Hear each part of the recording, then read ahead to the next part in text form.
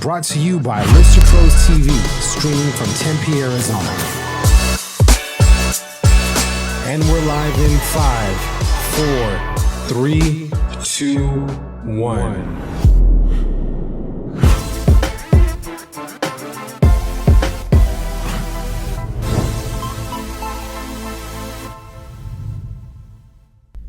Hey guys, Jordan here, host of Real Estate Pros on Lister Pros TV, and today we have some very special guests in studio. We have Molly and Eric Avdee of Keller Williams Realty Phoenix. Thank you so much for taking time out of your guys' busy day.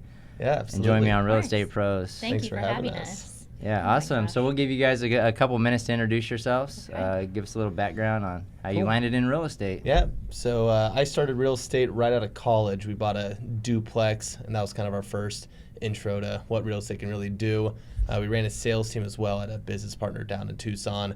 So we were buying duplexes and single family college rentals while simultaneously running a real estate team, a sales team. So that kind of took off, and we eventually moved up to Phoenix once we tapped out in Tucson, and we sold actually everything in Tucson as well and started dumping it in the Phoenix market. So we're doing single family residential rental properties now in the central Phoenix area, and we don't do a whole lot of commercial, mostly residential stuff, some multifamily as well. I'm pretty new to the business, I would say. So after graduation, I actually became a teacher in Central Phoenix and kind of landed with Eric on the weekends looking for houses for our own interest, and then we kind of developed that sort of buyer mentality for our friends, and then I just am newly licensed. But we're really happy to be here. Yeah, awesome. So you guys work together as a team now? Yes, power couple. Power couple, there we go. That's trying to be. But you guys kind of specialize a little bit in long-term, I guess. Long-term single-family residential. So is that what you were doing down in Tucson as well? To a degree. We were more focused on college rentals. I was in a fraternity and she was in a sorority, so we had a really good reach into people who were looking for cheap rental properties around the university. Once we moved up here, obviously you can't really do that unless you're right by ASU. So we found a new market in the residential game, and basically all of our investors are buying the same kind of stuff we've been buying for the last couple of years. Right. So we kind of had our hands right in that type of market ourselves, and we saw how amazing it was for us to be able to get cash flow right in the beginning, and we're still so young. We were able to purchase our own home right off the bat, using down payment assistance programs, and then kind of from there. Right. We started with down payment assistance programs. We were initially buying primary residences, and then every year we'd buy another one. But then once we started getting 15-20% down, we started putting that, and we just kind of shared it with all of our friends who have good careers and don't want to invest in the stock market. So were you in college whenever you started doing real estate deals? Yeah, senior year. All right, so how were you able to build those relationships? Because real estate is something where I've been in the business for 20 years. Right. Oh, I know what I'm doing. How do you get people to give you money hey, go deploy this? So in the beginning, my business partner and I were moving into the properties and living in them, and then we'd move. We'd have roommates who were basically paying the mortgage. So they were, we weren't making anything, but we weren't paying any rent. And then we just started cold calling the heck out of people. We were big on prospecting. I'm not from Tucson originally. He was from Phoenix originally. So we didn't have many people, so we just hit the phones. The good old-fashioned grind. It's not the... Every once in a while, he'd lose a client if he'd pronounce the street name wrong. Right. And I'm the local Tucson native, so I'd have to teach him, the correct way to pronounce, all those, McGee, not Maggie. There's a road in Tucson, and I was trying to get a listing appointment, and I called it Maggie, and they're like, well, you're done, and hung up the phone. So. Oh, my gosh. Yeah. But, just cold calling. It's not the prettiest way to do it, but it's efficient.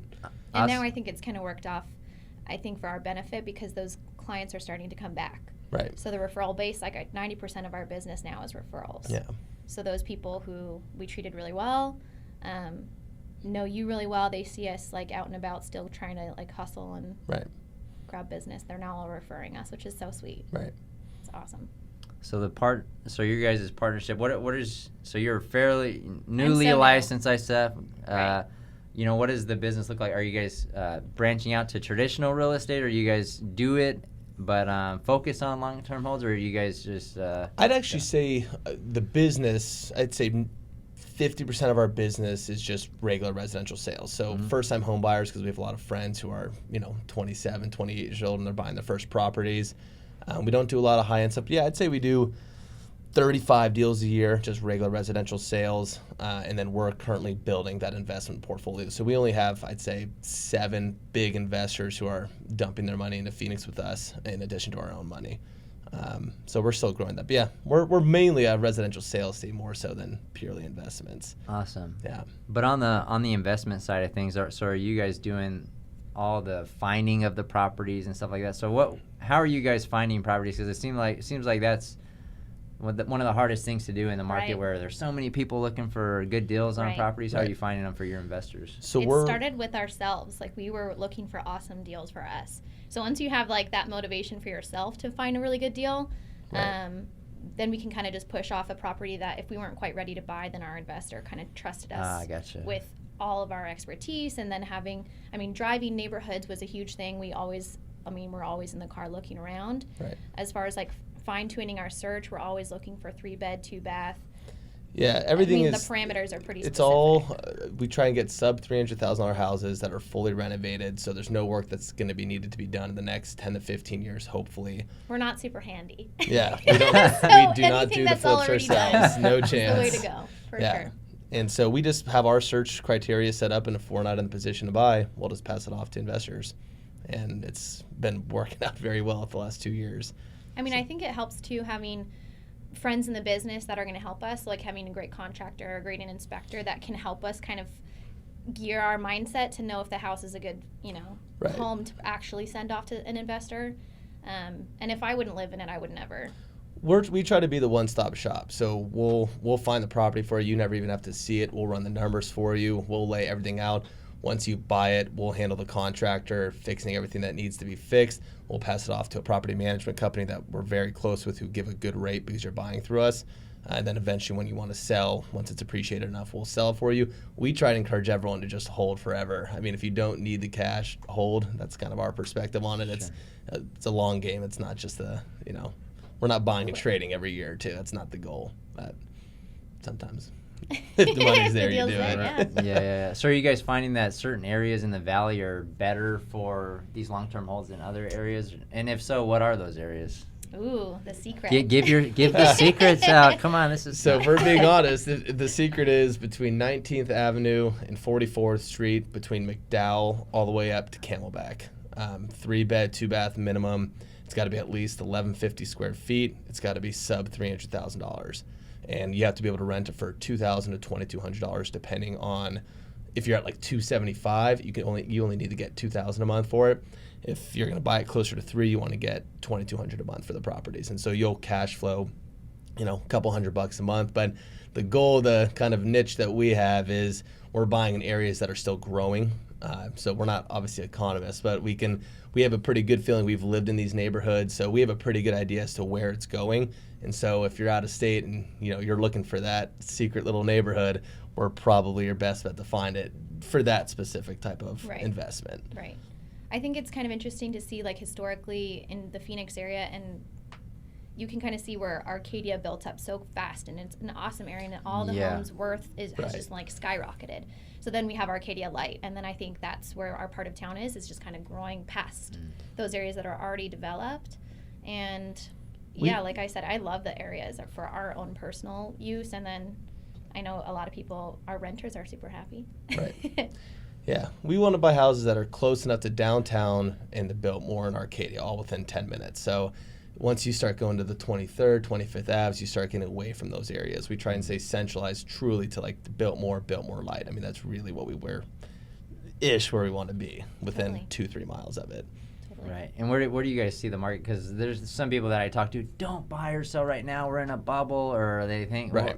What is your guys' perspective on the matter? The first thing Seller's market right now, we know that. Yeah, but if you're a first-time investor, you're looking to buy property and you don't own anything else, buying property as a whole, if you're willing to hold it for 10, 15 years, is always better than waiting another 5 years to buy.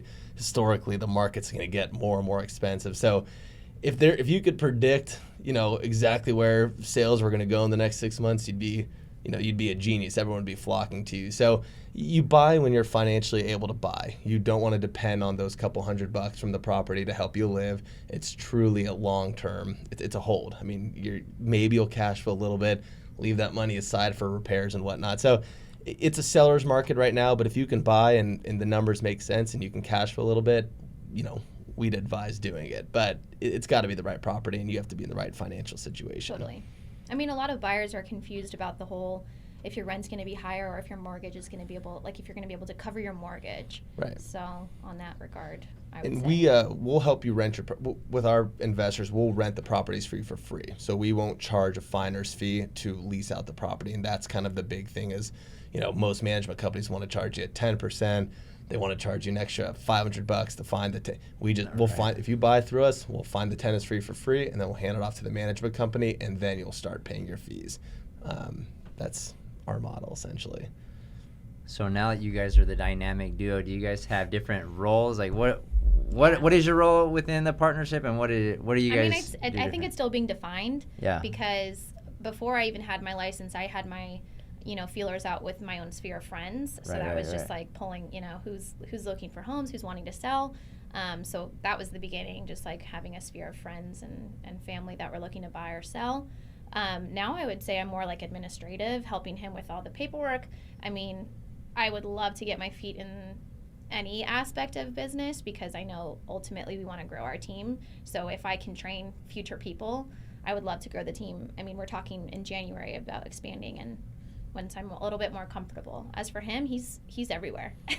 Yeah, I think I'm just more of the contact right now just because, I've developed relationships with people who've been investing through us for a couple of years. And so we have that trust between us. But Molly brings me out of my comfort zone. Coming on the show is very out of my comfort zone. I'm not usually dragged you in the front door. Exactly. I mean, it's kind of what makes marriage work. You play to each other's strengths and weaknesses, and I'm hopeful that it'll play out in business as well. Yeah. I know that he has his negotiating skills. He's super like in your like corner. He's always on your side for whatever, buying or selling. And then obviously with investors, he has that sense of trust. That's we won't let you buy something that we wouldn't buy ourselves. Truly, we had a deal. We were buying our own primary residence, and it fell through 4 days because basically some bank issues with primary residences and whatnot. And I called an investor, and 20 minutes later, I had the contract written up for him, and he closed in 7 days. If I'm not going to buy it, I'm not going to give it to you. So, and we're not going to be buying 15, 20 properties a year. So there's always stuff out there that we can pass on. Sure. And you mentioned potentially growing a team, or that's the goal. And I think that's something that Keller Williams really. They foster that for sure. Yeah, exactly. Yeah. But you mentioned that you had a brokerage previously. You're out of California. So talk to us about that transition and then ultimately why you chose Keller Williams. Yeah, so we actually were with Keller Williams, Southern Arizona. Oh, okay. And then my business partner and I opened up a brokerage in Tucson. And I used to be a server and bartender. And so I got all my server and bartender friends to come and basically get the real estate license and start this brokerage. So we had about 10, 12 agents working with us. But my business partner, he didn't really want to run a brokerage anymore. And I'm not the meticulous, calculated person. So we decided instead of running with the brokerage, to just kind of back off, cut everything down to just us two, us three. We kept a couple people just for a few months. And then now we're with her. She's very organized, and I think we'll be able to grow a team, but we're going to go a lot slower. We really jumped into the brokerage very quickly, and it was very tough to sustain, especially. I think setting yourself apart from other brokerages was always tricky, and I think with experience, like you said, you want to have that kind of credibility. So once we get that experience, I would say. But Keller long term is amazing. Yeah. We've been able to jump in so many classes, hear so many amazing mega agents speak, and it's all a part of the company. They truly foster. We like Keller when we were with Keller. We left Keller to do our own thing and open up our own brokerage, and then came back to another Keller. If you're going to be with the big brokerage, Keller offers all the training and everything. This is a promo for them. They should be paying us right now. I'm right. Sponsored by Keller exactly. Williams. But yeah, I don't think we're ready to be doing our own brokerage again anytime soon. But we will grow a team, which should be fun. Grow the team. Awesome. So so for those that are watching that may be interested in you deploying capital from an investment standpoint, or a buyer and seller in real estate in this, so do you guys just cover the Phoenix market area currently? In terms of investments, yeah, for the long-term holds, we do everything. We still do stuff in Tucson, so we'll go from Tucson all the way out to Buckeye, El Mirage. We've done a couple smaller apartment complexes out there. So we'll do everything. If you want to jump on our train of our specific, investment portfolio, we can kind of lead you in that direction, but we'll work anywhere. I mean, if you guys got stuff in Casa Grande, we're happy to sell it for you or help you buy. Yeah, all over the valley. Awesome. So how do people get a hold of you guys? I mean, Facebook, Instagram. Instagram, email. You found me on Instagram, Laughing Realtor. Yes, gotta love that social media. Molly at theavdeeteam.com, or you can straight up email Eric at eric@theavdeeteam.com. Yeah. So the Avdee team spelled the AVDEE.com. Yes. Correct. Alpha Victor Delta Echo Echo. T. Are you a pilot too?